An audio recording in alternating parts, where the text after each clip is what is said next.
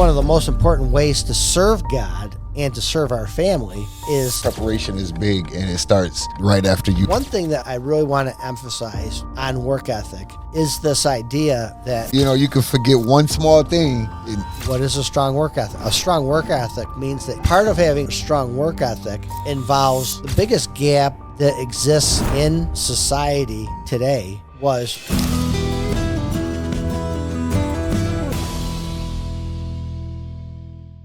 good morning, everybody, or I should say good evening, because we will be actually releasing later on in the evening when we release the podcast, episode number 11 of Dream Life Podcast. As you know, I'm Steve Buck. I am your host, and with me is my co-host, and his name is Gabie. Gabie, thanks for coming today and making a lot of progress today. On episode 11, we're going to be talking about cultivating a great work ethic. And creating a strong work ethic is one of the top 3 ingredients to becoming a type 1 person. And to refresh things for our audience, there's 3 types of people in the world. Tell them what they are. Number 1 is the person that make it happen. Number 2 is the person that watches happen.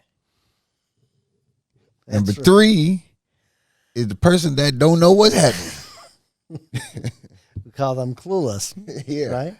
Mm-hmm. All right, so there's 3 types of people in the world. Our audience, you, me, we're type 1 people. We make things happen. Our audience and those who want to live the American dream, it's going to be a lot easier if you're a type 1 person. I've seen a few type 2 people do it, not many. A few. They might live some semblance of the American dream, but I guarantee you that every single solitary type 1 person, every single one of them lives the American dream as self-defined by them. Again, each one of our own definition of living the American dream it's going to be different, but I can guarantee you and everybody else, if you become a type 1 person, you will live the American dream for you because it's a God-given gift that our founding fathers wrote in the Bill of Rights was we have the right to pursue happiness, to whatever that means to you or me or to the people in our audience. Right. That is a God-given right memorialized in the Bill of Rights of the United States of America. So a strong work ethic is one of those key 3 items that's going to put you on the pathway to success. And it's just going to make it a lot easier getting there. If you have a strong work ethic, it's that simple because type 1 people don't make things happen without a strong work ethic. Right. A strong work ethic means a few different things. But before we actually get into the meat and the potatoes of that, I want to do a little bit of housekeeping with our partners, with our sponsors. I want them to understand the help that we're looking for. And again, as a refresher, the mission of Dream Life Podcast is to specifically help young African-American men live the American dream that God has for them. In order to do that, because of the fact that that segment of demographic of our population is at a huge disadvantage to other demographics, we're going to need help. We're going to need a lot of help from our partners, from our sponsors. So we're looking for everything from computers, computer hardware, computer software, desks, chairs, real estate that we can put classrooms in, math teachers, English teachers, history teachers, to help create a foundation of knowledge. These knowledge centers that we're going to be building in these large metro areas across the United States of America, we're going to need a lot of help to do this big plan. It's a big plan. It's a big vision. And simply put, we need a lot of help to get where we're going. And so if you're that person who wants to participate in helping Dream Life Podcast build out and operate knowledge centers in the large metro areas, please email us. Please contact us. On the screen, there's the different ways to get a hold of us. So please reach out to us. Somebody will get back to you. If for some reason it falls through the cracks, send it back in, and we will be very diligent at making sure that we get back to people. We'll be starting a newsletter to keep people up to speed, up to date, informed on what's going on and what kind of progress that we're making. So please, any of you great Americans out there who want to help what we're doing, please let us know. So also, along with partners and sponsors, Gabie, we're always looking for questions and answers. Now, those questions and answers can be for people who want to help, or if you have questions about the subject matter that we're talking about in the podcast, if you got questions about, you need help getting pulled out of the mud on some of these issues, some of these things that you're hung up on, please send your questions in. We will get you answers to your questions, and hopefully we can get to all of them, but we will be starting that process very soon. So now that our housekeeping is done, the early bird gets the worm. Mm-hmm. Okay. And the reason that ties into building a strong work ethic is simply the fact that when you develop and you build a strong work ethic, you're going to be the first to show up. Right. And you're going to be the last to go home. Right. Kind of like a DJ. Kind of like your DJ experience where... First in, last out. Right? And that's part and parcel to becoming a type 1 person, the type of person that makes things happen. Making things happen takes hard work. Okay? Not only does it take hard work, but it also takes dedication. All right? And now, how do I define in this context dedication? Dedication to your work starts off by, first, it means that you take your job, you take your work, you take your business, whatever your work is, you take it dead serious. You don't play with it. You don't practice with it. You know what I'm saying? God, family, work. Those are our priorities, okay? Number 1, we serve God. Number 2, we serve our family. And number 3, one of the most important ways to serve God and to serve our family is to supply your family's physical needs of food, clothing, and shelter. The only way that you can provide food, clothing, and shelter for your family or for yourself is to work. we got to work. Right? So the biggest gap that exists in society today, and I think a lot of it had to do with COVID, was a lot of people's work ethic got destroyed. Yeah, especially if they were struggling to begin with. That's right. Okay. Yeah. And because of the evil forces at work, I believe it was by design. Okay. And I think it was one additional step to make people dependent upon government handouts instead of relying upon their own work ethic, because they don't really want people to prosper. And by definition, if people don't have the opportunity to prosper, chaos. Well, yes, because we talked about in our last episode the idea that it's our God-given right to pursue happiness, and pursuing happiness, one of the components is that we can work hard and we can eat better food, we can live in better houses, and we can wear better clothes. Right. By definition. So if people are working against society to take away that self-motivation, that pursuit of happiness, you're going to end up with a lot of unhappy people because they cannot pursue happiness. So the definition of work ethic, dedication is a very integral part of work ethic, because you have to be dedicated and you have to take your work seriously. And we spoke in one of the earlier podcasts about the fact that you got to want to be the best that you possibly can be at your job or whatever you're doing. No mediocre. Exactly. Mediocre is unacceptable in the world of being a person who makes things happen and cultivating that strong work ethic, which goes hand in hand with being a person who makes things happen. So one thing that I really want to emphasize on work ethic is this idea that the early bird does get the worm. And that means that if you're on a set work schedule, if work starts at 7:00 in the morning, you don't get there at 6:59. No. Right?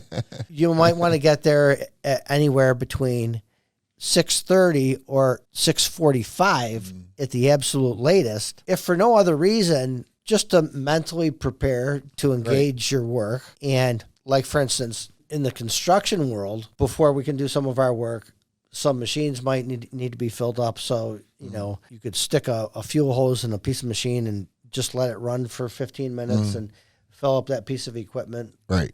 Before you get going. Or you just walk around and you might notice something that needs to be dealt with before you actually start to do the real work.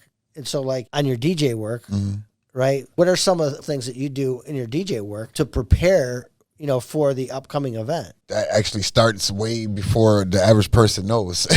Actually, literally, you know, of course, in business, you have a down payment and then you have the final payment, you know, in most cases. In the DJ world or the entertainment world, period. You don't practice starting or preparing until you get a deposit, right. You know, because you could catch yourself doing more or extra work that you don't even really have a clear thought on because the people that's paying you didn't even fully lay out what is needed. So, you know, you could be preparing for something and then all of a sudden when they're really ready to, oh, well, we thought about it since our last conversation and we want to do something different. So you prepare, you sit here like, I did all this work and it's not unnecessary, time wasted and everything. So, you know, preparation is big and it starts literally right after you make the decision. Yes, I'm going to do that. There's an agreement, there's a down payment or deposit, whatever the case may be. Then you go past the preparation into the actual, you know, once you get past that point, then you actually go into the meat of it. Meaning, what do you have to do physically while you're there? Because preparing for it is, you know, kind of taking a step on what's needed before you get there. Right. So if you're doing an event and the event's on a Saturday, right, I'm preparing like Monday, right. or sooner, depending on how big the event is and when I got a deposit. Right. So it's preparation is going to precede the manifestation. Preparation is usually more than the actual job itself. You know, absolutely. In most cases, and it's going to determine how well you can do that job when you get there, right? Right, yeah. So, you know, it all goes hand in hand. So, you know, the process of me DJing and handling a gig to DJ is somewhat similar to construction. You can't go past a certain point if certain things haven't been done. There's no deposit, there's no contracts, there's no that's the basics. So you can't go in deep into, okay, well, this is what the structure is going to be like. You know, you got to get what the material is going to be like for the structure before you know what the structure going to be like. You know what I'm saying? So it's like, am I using metal? Am I using, you know, felt? Or what am I using here? What's the materials? So the material might depend on what the deposit is, you know. So it's kind of the same thought process, you know, in reference to you have to get from point A to point B. As you're getting set up to do your gig, right, so to speak, you can't wait until you get there even to see if your gear is working properly, right? Yeah, everything got to be operational before you get to the spot. I mean, you know, wires, all different kind of stuff, plugs. You know, you could forget one small thing and you can't even do the gig. Or if you have a component of your setup that's prone to breaking, you got to make sure that you have a backup for any key element that could shut you down, right? Right, exactly. When you show up and you got one bad cord, and now you can't even do anything. Got to think ahead of time. That's part of the preparation, and that's part of the why that work ethic makes a difference. Is because you got to be dedicated to the quality of what you're about to do. So go ahead. I interrupted, but go ahead and proceed from there. You know, basically, you know, the start to finish, you know, as we already made a statement, you know, type 1 person and the DJ is similar, you know, the first in and the last out. So, you know, you're the boss, the supervisor, and all these other positions all in one in most cases. You know, you have to be the foreman and oversee things and then actually do the work, you know. So it's a one-man band a lot of times. That's a phrase for the DJs, a one-man band, you know. So, So basically, preparation also goes in, you know, the practice, the training, everything else. So, you know, if you don't do these things, any gig could be messed up. Like, is no one set. Every gig may be different. So every set of preparation may be different also. So if you're going to do a gig, so we know that you're doing your preparation days in advance. Okay. So if a gig is supposed to start at, let's say, a wedding, and the wedding's going to start at 4:00 in the afternoon, when will you get there to actually start getting set up and preparing to make Probably sure? couple hours beforehand. At least for a wedding or something like that, at least probably 2 hours minimum. Yeah. You know, a regular gig, maybe an hour, hour and a half, depending on if you have to set up enough speakers, you know, sound, stuff like that. In most cases, just an hour before if it's a regular basic gig. So before the gig starts, when do you like to have all of your equipment ready to go, sound check? Oh, that's the night before. The night before. Okay, even, so. Because you got load up, you got breakdown, you got, and, you know, see, when I started DJing, we used to charge everybody for everything. Mm-hmm. Nowadays, it's like they want to hire you for one position and have you for three. I want a DJ, but when you get to our sound man, it's like all these other extra things in position. So, you know, a lot of people like to try to mislead you with information and then get you stuck into what they need you to do once you're there, because you can't be like, oh, well, I'm here now. I don't want to do that. I'm going to pack up and go.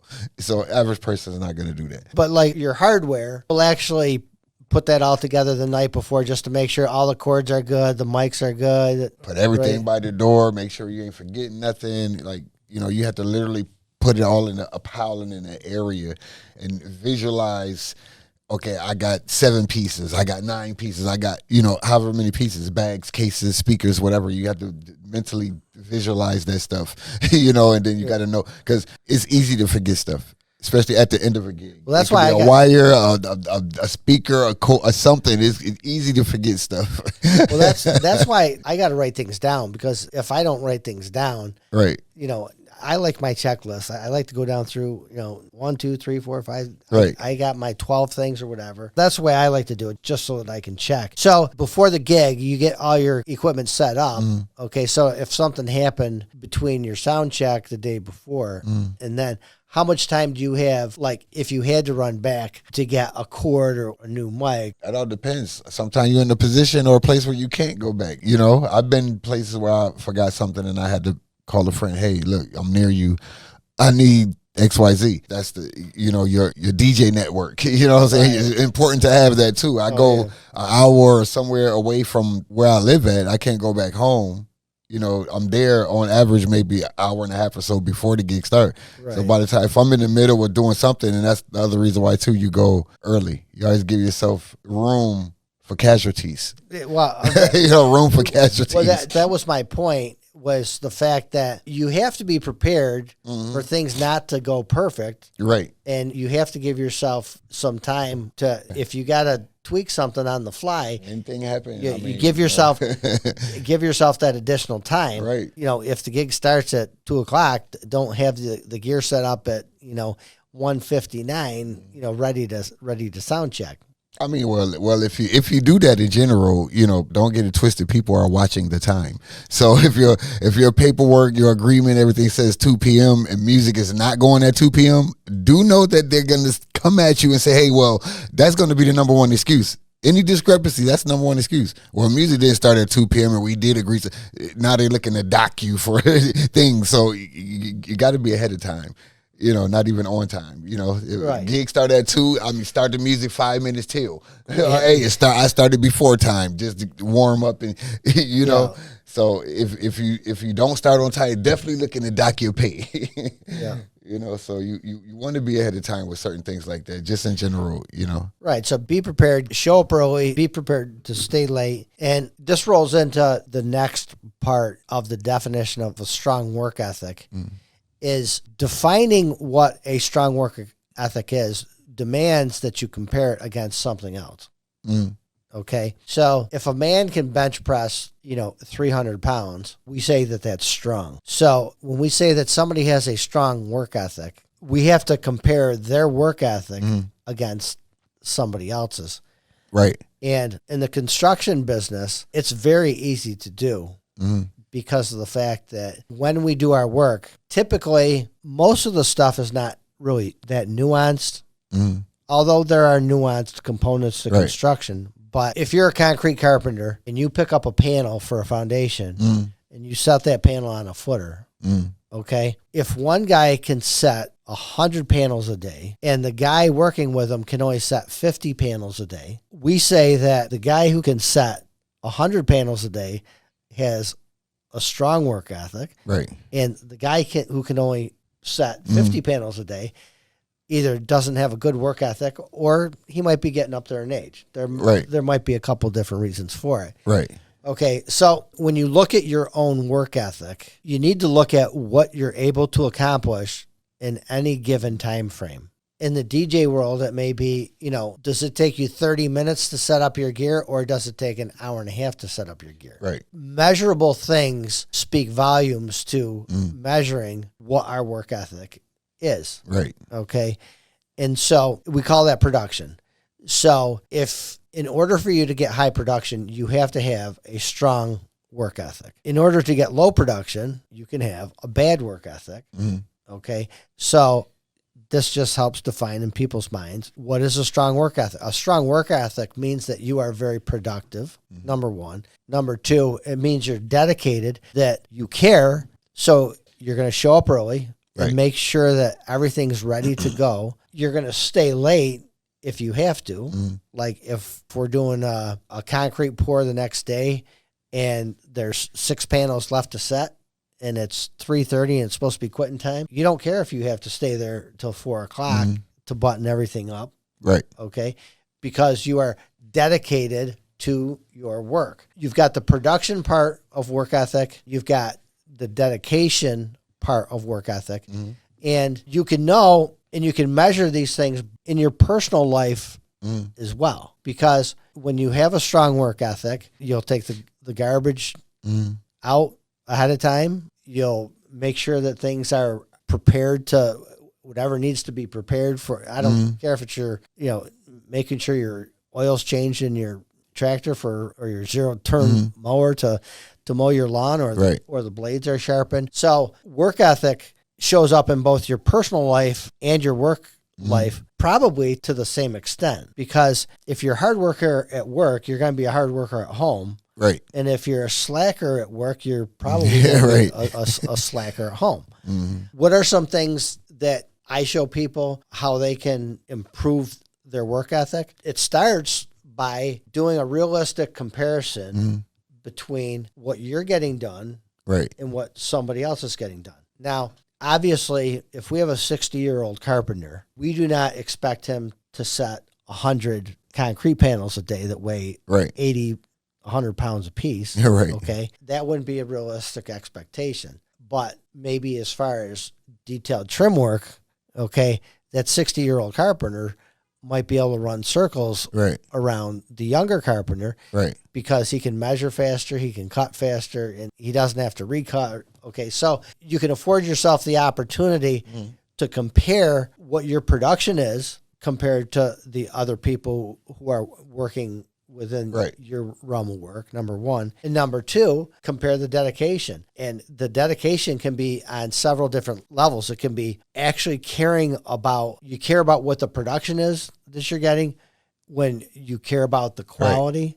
Okay. The boss doesn't care if you can build 100 widgets per hour and they have to throw 60 of them out because they didn't meet the inspection standards of the company. So, you're not going to be able to boast that, you're doing 100 an hour when everybody else is doing 50. But the guy who's doing 50, every one of his 50 is good. Pass inspection. Okay.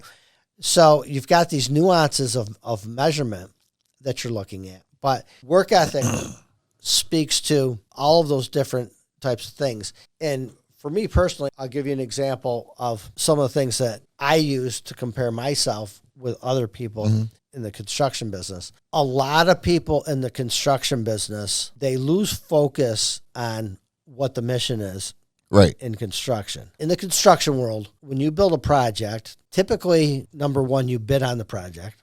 Okay, and you say, okay, I can build your building for $5 million. Number one, you bid on the project. And then part two is, you go through a process of just confirming with the owner or the architect that, your bid is correct and you can build the project. And then 3 comes down to the execution of the project. And what I've found is that a lot of people do not put enough time into pre-planning. And pre-planning, whether it's in the DJ world or whether it's in my construction world, pays the same type of dividends. And finishing up on that example is that I used to do a lot of concrete projects. And part of my preparation was that we have a schedule, and let's say we have to get this concrete job done in 10 weeks. What I would do is I would take the labor amount that we had on this $5 million concrete package. Let's say that on this concrete package, let's say that $2.5 million of it was labor. If you have $2.5 million worth of labor on the project, and it's going to last 10 weeks, if you take your labor amount of what you've estimated and you divide it by the amount of man hours that you have, that's going to tell you how many men that you need to have on that project in order to get the job done. Okay. Pre-planning as far as layout, tools that the guys are going to need. Right. Okay. Part of a strong work ethic is putting the hard thought into actually analyzing what you're about to do. And you can't procrastinate on doing that hard thinking and that hard planning, because what it does is that the longer that you wait to do your planning, the more difficult it is going to be to execute your project. And so I would go through, I would determine how many men that we needed on the job site, the tools, the equipment, whether we needed cranes, forms, concrete ties, all these different things. And I would put together a plan ahead of time. And then what you have to do is you have to communicate that plan with the team that's going to be working with you to accomplish that goal. So part of having a strong work ethic involves working with other people and investing time and effort and communication to teach the people who are going to be on the team, hey, listen, here's what we have to build. We only have 10 weeks to build it. Here's all the forms. Here's all the equipment that we need. Okay. And I've got 10 foremen on the job, and each 10 foreman, he's going to have 10 guys working underneath each one of the foremen. We're going to have 100 guys on site. This is what we have to do. This is where we're going to start. You're going to start in these 10 different positions on the project. That's part of work ethic, is working with other people to accomplish the common goal that we all have. Working harder than other people. And again, using the assumption that you have two strong, 30-year-old males, okay, who both know how to handle concrete forms. If you're the guy who's setting 100 forms a day, okay, and that's considered a strong production number, right? Okay, and you're the same 30-year-old guy and you're only setting 50 forms a day, then automatically you know that you have to step up your game and you have to work harder. Right. You have to grab that panel. You have to walk faster. You have to work harder. You got, you know what I'm saying? Take more deep breaths. Right. You need to push yourself harder to get great production if you want to say that you have a great work ethic. So people with a strong work ethic, they get more work done. They get more planning done. They get more communication done. They care about the quality of the end product more. Typically, I've seen hard workers get at least twice as much work done in a day compared to slackers. I demonstrated this very well about a year and a half ago, where my guys who are working out in the field, okay, I knew that they weren't getting anywhere near the production that they should be getting. Right. So I personally physically went out in the field and I worked with them side by side for 12 weeks. Right.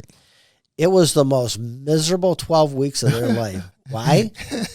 Because their 56-year-old boss went out there and showed up every single solitary one of them, and not a one of them was older than me. Right. Okay, and I think the closest one was maybe about 10 years behind me. Right. And I outworked every single one of them, right? Do you know what they felt like when I was done showing them in 12 weeks what could get done? Okay. They're worthless. All right. I showed every single one of them, okay, that not a one of them was a type 1 person. They were all type 2, right? One guy watching the other, do his work. So again, these are the things that speak to what a great work ethic is, okay? And obviously it pays dividends in the overall outlook on what's going on in your personal life, how hard you're working on personal things, how hard you're working on your work things. Because again, you cannot be a type 1 person unless you cultivate and build up a strong work ethic. Maybe to challenge people to maybe have a challenge of the week item is measure yourself against people that you know or people that you work with, probably mostly people that you work with. Measure yourself against the production and the amount of work that they're doing and what they're putting out. Right. Okay? Because at the end of the day, even if you're not doing exactly what maybe somebody who's working with you does, okay, you'll be able to come up with some type of measurement where you can determine, you'll be able to see if you're working as hard as you possibly can, number one. And number two, are you getting done as much work as you possibly can get done in the time frame that you're at work? I can guarantee you one thing. When it comes to work, even when I was working for other people and I wasn't working for myself, there wasn't anybody who's going to get more work done, okay, in that day than me. Why? Number one, it's because I make things happen. And number two, I want to be the best, fastest person at whatever I'm doing. I don't want to come in second place. As a wrestler, as a young child, I got a lot of first place trophies. As a matter of fact, I don't even think I've got more than 1 or 2 second place.